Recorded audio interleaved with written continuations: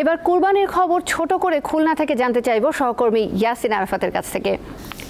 ইয়াসিন, খুলনায় প্রধান জামাত কখন অনুষ্ঠিত হয়েছে আর বর্জ্য অপসারণ নিয়ে সিটি কর্পোরেশনের পরিকল্পনা কি?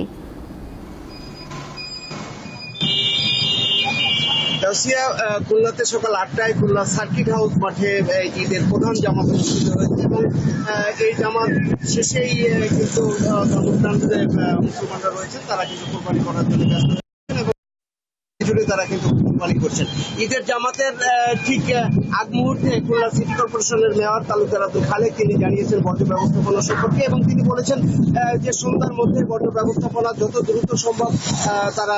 এটি অপসারণ করতে চান এবং এই মুহূর্তে নগরী জুড়ে কিন্তু কোরবানি করছে ধর্মপ্রাণ মুসলমানরা এবং এই কোরবানি সিটি কর্পোরেশন বেশ কিছু জবাই করার জায়গা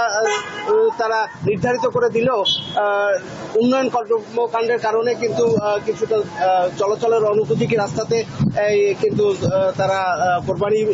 পশু জবাই করছেন এবং সেখান থেকে তারা বাসার ভেতরে নিয়েই কোরবানির পশু কেনাকাটা করছেন। আমরা বর্জ্য ব্যবস্থাপনা সম্পর্কে দেখেছি যে সিটি কর্পোরেশনের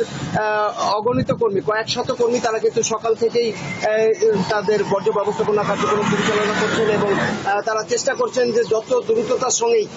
এই বর্জ্যগুলো অপসারণ করা যায়। এই বিষয়ে খুলনার মেয়র একটি কথা বলেছেন যে অঞ্চলে বর্জ্য ব্যবস্থাপনার কর্মীরা পৌঁছাতে পারছে না, তারা একটি হট নাম্বার দিয়েছেন, সেই নাম্বারে যোগাযোগ করলে তারা দ্রুততার সাথে কিন্তু সেখান থেকে বর্জ্য নিয়ে আসছেন। আরেকটি বিষয় জানি যে খুলনাতে